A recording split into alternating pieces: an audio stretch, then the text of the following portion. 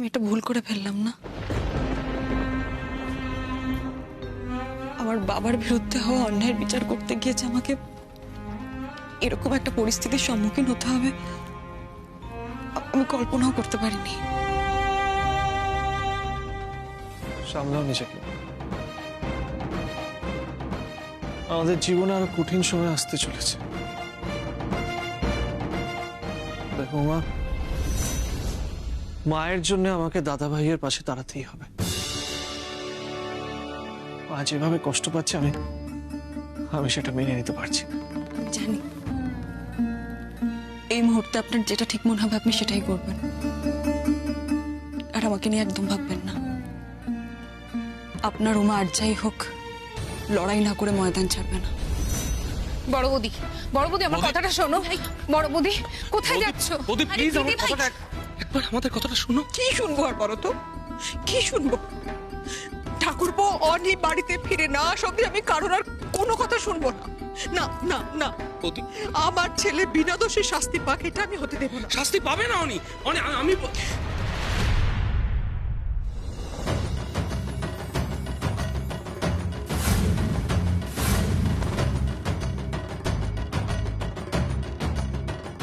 তোমার ছেলে তার প্রাপ্য শাস্তি পেয়েছে মা।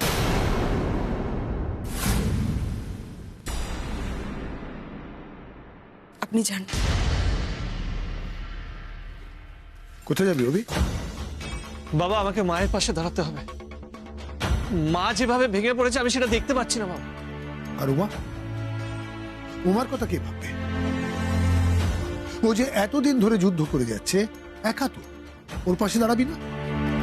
তাছাড়া আজকে আমাদের বাড়িতে যে পরিস্থিতি ঘটেছে তার জন্য উমা দায়ী না।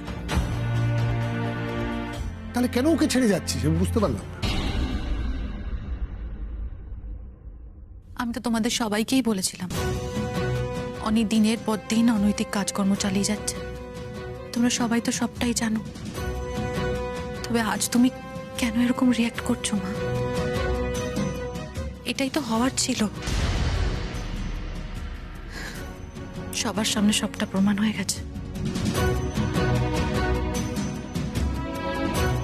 এবার বুঝতে পারছো তো কেন অনেকে আমার স্বামী বলে পরিচয় দিতে লজ্জা করে?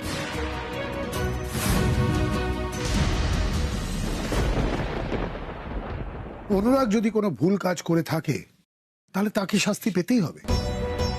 এমন the same goes for me. আমিও যদি কোনো অন্যায় কাজ করি এবং আমাকেও যদি জুডিশিয়াল কাস্টাডিতে যেতে হয় আমাকেও যেতে হবে। আচ্ছা, তোমার কাছে তো এই ন্যায় অন্যায়, নীতি অনীতি এইসব তো সবসময় স্পষ্ট ছিল। তুমি তো কোনোদিন টাকার সামনে মাথা নত করোনি। ফলে এইটুকু তো বুঝবে তুমি। তোমার মাকে এটা বোঝাবে না তুমি? হ্যাঁ, যে অনুরাগ যদি অপরাধ করে থাকে তাকে শাস্তি পেতেই হবে। আর তোমাকে উমার পাশে দাঁড়াতে হবে। তুমি উমাকে এইভাবে একা ছেড়ে যেতে পারো না। বাবা, আমি কখন বললাম যে উমাকে আমি ছেড়ে চলে যাবো, ওর পাশে আমি দাঁড়াবো না? আমি শুধু এটা বলতে চাইছি যে বাবা, মায়ের এরকম অবস্থা আমি সহ্য করতে পারি না। মা যেভাবে ভেঙে পড়েছে সেজন্যই বলছি বাবা, আমি দাদা ভাইয়ের পাশে দাঁড়াবো, আর সেটা শুধু মায়ের জন্য। আমাকে এখন যেতে হবে। আই এম সরি বাবা, আই এম সো সরি।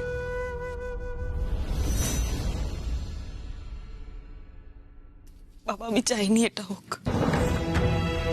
আমি তো এই পরিবারের প্রত্যেকটা মানুষকে ভালোবাসি। এই পরিবারটা তো আমার পরিবার। আমি চাই এই পরিবারের প্রত্যেকটা মানুষ একসঙ্গে থাকুক, বেঁধে থাকুক। বিশ্বাস করো, আমি সত্যি এটা চাইনি। চিন্তা করিস না মা, সব ঠিক হয়ে যাবে। আমি বলছি তো সব ঠিক হয়ে যাবে। কে চায় বলো তো মা তার স্বামী জেলে যাক? আমিও কোনোদিনও চাইনি। আমি অনেকে অনেকবার বুঝিয়েছি, কিন্তু অনি দিনের পর দিন অনৈতিক ব্যবসা, ম্যাচ ফিক্সিং, অনৈতিক কাজকর্ম চালিয়েই গেছে। আমার কোনো কথা শোনেনি। উল্টে ও আমাকে বোঝাতো, আমার সাথে তর্ক করতো, আমাকে বলতো যে টাকা পয়সাই নাকি সব।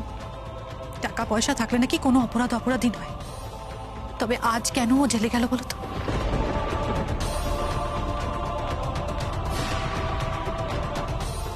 অনেকে অনেক শাস্তিটা পেতে দাও মা, এটা ওর প্রাপ্য। না হলে ওর ভুলটা কোনোদিনও বুঝতে পারবে না। ঈশিতা,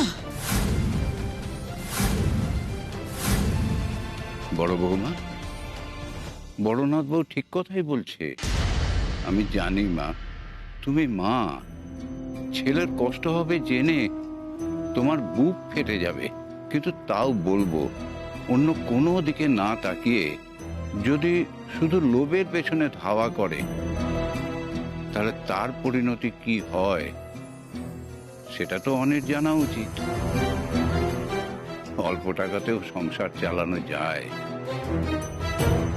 কিন্তু অপরাধীর তকমা নিয়ে বেঁচে থাকায় কোনো সম্মান থাকে না, এটা তো তুমি মানো। তোমায় যে এখন শক্ত হতে হবে বড় বৌমা। ধরে নাও এটাই অনেক শাসন, শাস্তি।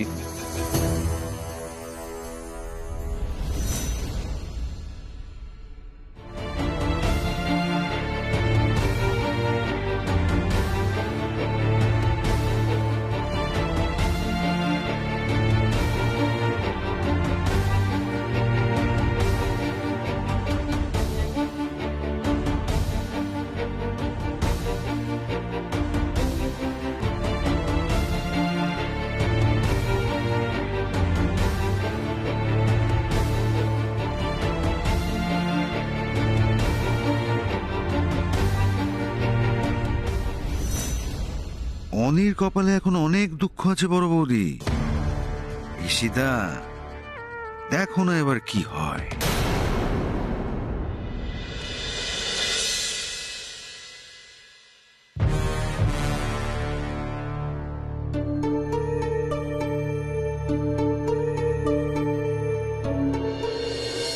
দাঁড়ান, এখন ভেতরে যাওয়া যাবে না, অফিস বন্ধ হয়ে গেছে।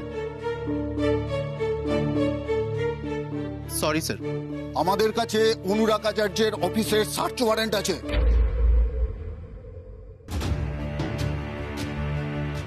পুলিশ রেড করলে তো সব পেয়ে যাবে। অনুরাগ আচার্য পুলিশের হাতে যদি কাগজপত্র একবার পড়ে যায় তুমি শেষ, কেউ বাঁচতে পারবে না তোকে আর। কিছু একটা করতেই হবে।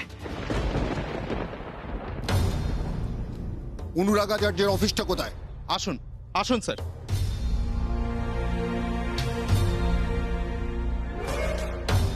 স্যার স্যার স্যার, কি হয়েছে? একটা রিকোয়েস্ট আছে, মানে আমার একটা ফোন করতেই হবে, মানে যদি কিছু মনে না করেন একটা যদি হবে না, কোনো নিয়ম নেই। আমি বুঝতে পারছি নিয়ম নেই, তবে খুব আর্জেন্ট, আপনি একটু বোঝার চেষ্টা করুন। কেন বিরক্ত করছেন? আপনাকে তো বললাম লোকাবে ফোন করার নিয়ম নেই। আমি জানি আপনি আপনার ডিউটি করছেন, আমি জানি সেটা, কিন্তু আমাকে চেনেন, যা লাগবে আমি ব্যবস্থা করে দেবো, কিন্তু একটা ফোন। কিচ্ছু লাগবে না, যাও চুপচাপ বসে থাকো, যাও।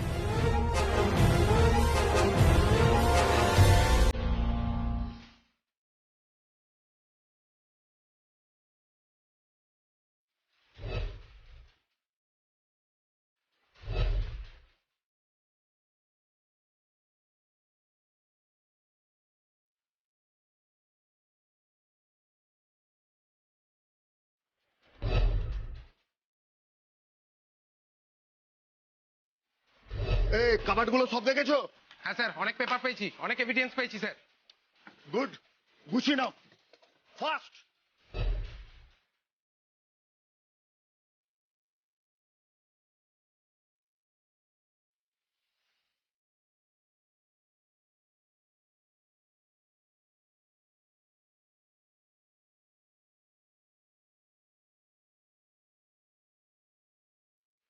হ্যাঁ বলুন। আমরা থানা থেকে এসেছি, অনুরাগ আচার্যর অফিসের সার্চ ওয়ারেন্ট আছে। আপনারা পুলিশ? তাহলে ওরা কারা?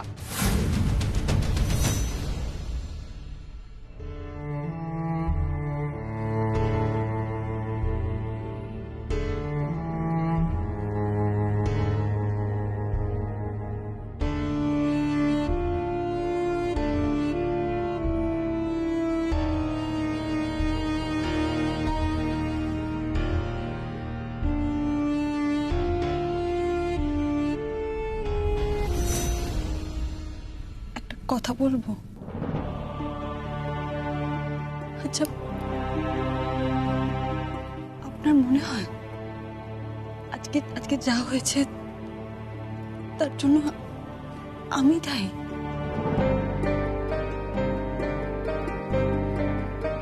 বলুন না, আপনি মনে করেন যে আজকে যে পরিস্থিতিটা বাড়িতে তৈরি হয়েছে সেটার জন্য কি আমার খারাপ লাগছে না?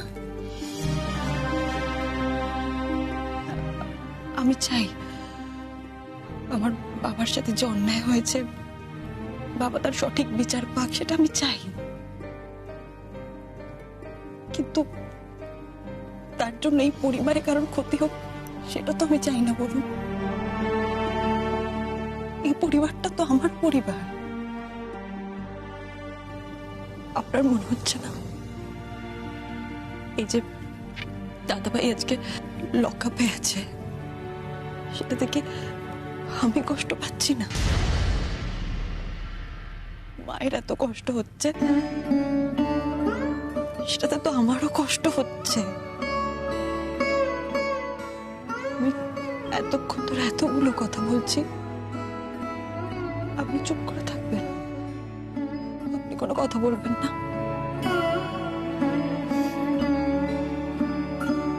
বেশ, আমি বুঝে গেছি যা বোঝার।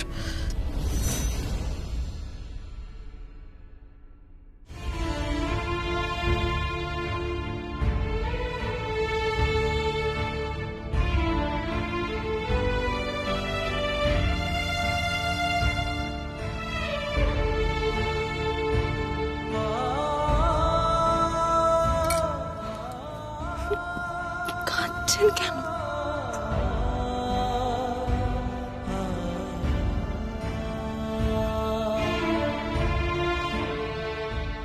ঠিক হয়ে যাবে।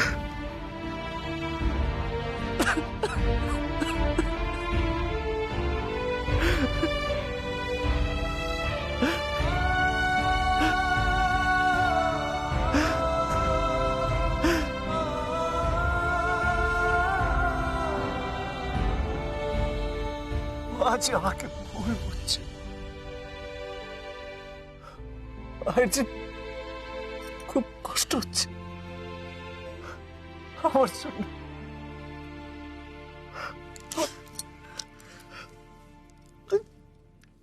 দাদাভাই যে এইভাবে অ্যারেস্ট হয়ে গেল, এই সব কিছুর জন্য মা খুব কষ্ট পেয়েছে,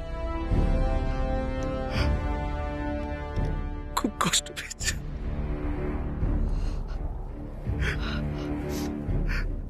আপনি এভাবে কেন ভাবছেন? আমরা তো সবাই ওখানে ছিলাম, আমরা তো দেখেছি পরিস্থিতি কি ছিল। আচ্ছা, যদি সুযোগ থাকতো, যদি উপায় থাকতো, তাহলে কি আপনি দাদাভাইকে বাঁচানোর চেষ্টা করতেন না? করতেন তো। কিন্তু মা যে আমাকে ভুল বুঝছে, মায়ের মনে হচ্ছে আমি দাদাভাইয়ের জন্য কিচ্ছু করি। মা ভুল বুঝছে, মায়ের মনের অবস্থাটাও আপনি বুঝুন। দাদাভাই জেলে আছে, এই পরিস্থিতিতে তো মা মাথা ঠিক রাখতে পারবে না। দেখুন, মা জানে না দাদাভাই যেসব অন্যায়গুলো করেছে, কিন্তু আমরা তো জানি, আপনি তো জানেন। আর যে অন্যায় করে তাকে তো শাস্তি পেতে হয়, আপনিই তো বলেন। মানছি,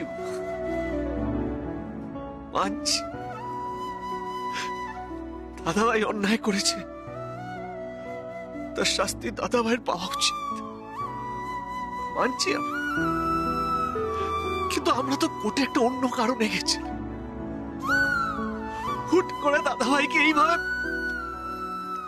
আমি ভাই হয়ে দাদাভাইয়ের জন্য কিছু করতে পারলাম না।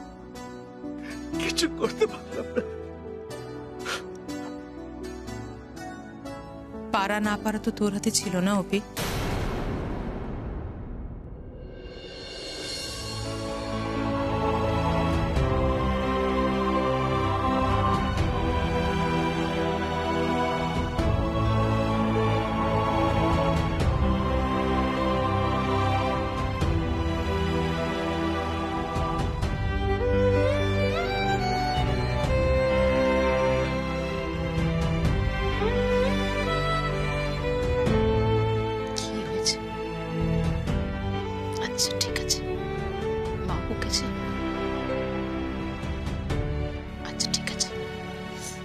ভুল হয়েছে।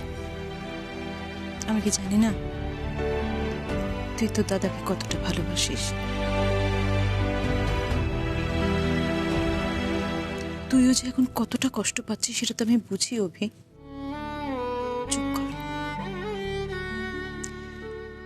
আসলে কি বলতো, হঠাৎ করে তাপসের ফোনটা এলো তো,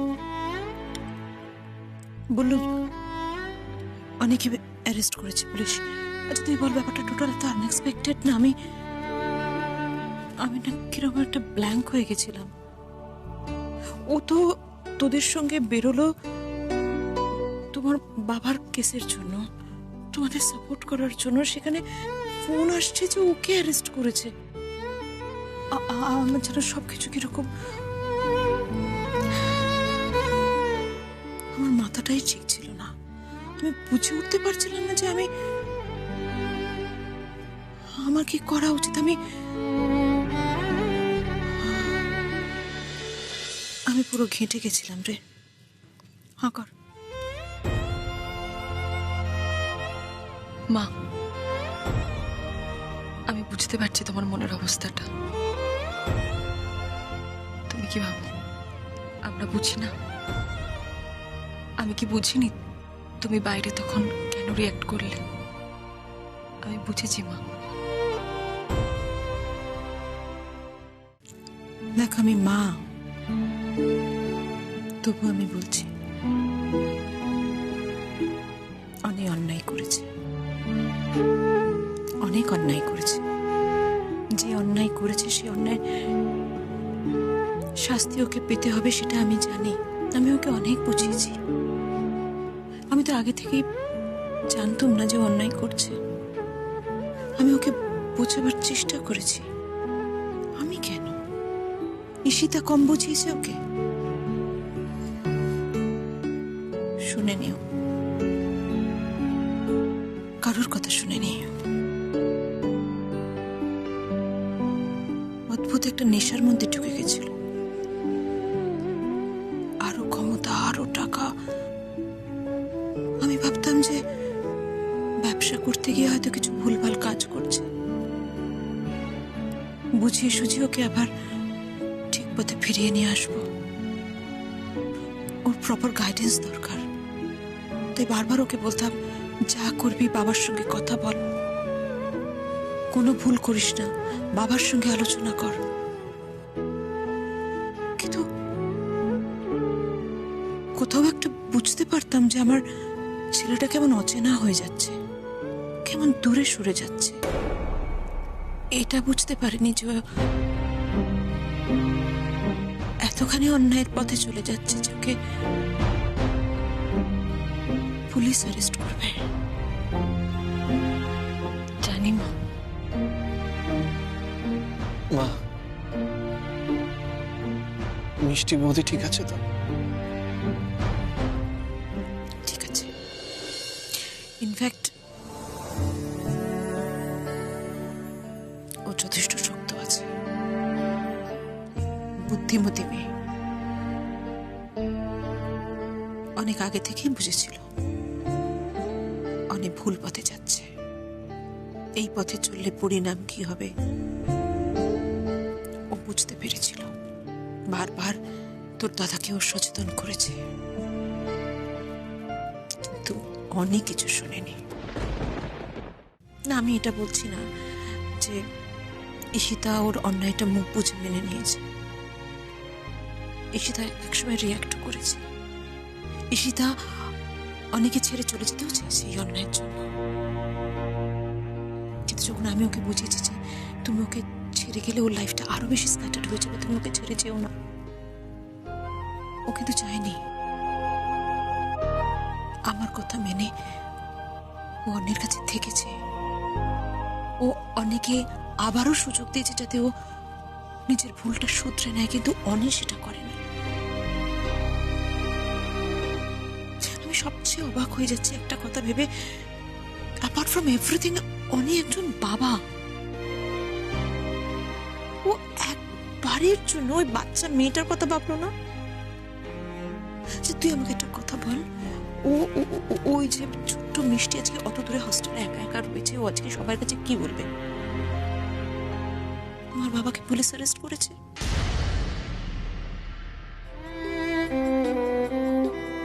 don't you ever think that ও এটা বলবে? অনেকবার ভেবে দেখলো না যে ওর মেয়ের কি ভবিষ্যৎ ওই তৈরি করছে? বাদ দে, তুই বাকি সব কথা বাদ দে, বাড়ির সবার কথা, আমার কথা, বাবার কথা, তোর কথা, ঈশিতার কথাও বাদ দে। মিষ্টি মিষ্টি ওর সন্তান, ওর রেসপন্সিবিলিটি। কি দিচ্ছে ওকে? কিসের উপর তৈরি করছে ওর ভবিষ্যৎ? ভেবে দেখছে না? কারোর কথা ভাবলো না, এত স্বার্থপর হয়ে গেছে আমার ছেলে। না, আমি তো এরকম শিক্ষা দিইনি। আমি তো আমার ছেলেদের কখনো অন্যায়ের পথে চলতে শেখাইনি। তাহলে তাহলে কেন ও স্বার্থপরের মতো আছে, শুধু নিজের কথা ভাবছে বলতো? কাল যেভাবেই হোক ওর জামিনের একটা ব্যবস্থা কিন্তু করতে হবে। হ্যাঁ মা, সেটা তো অবশ্যই। মা, আমি রুদ্রর সাথে কথা বলেছি। রুদ্রই দাদা ভাইয়ের হয়ে কেসটা লড়বে। তুমি চিন্তা করো না মা, দাদা ভাইকে আমরা ফিরিয়ে আনবই।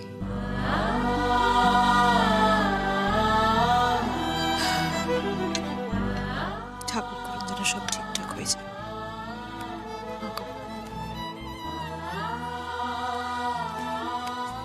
ও মা, না করো।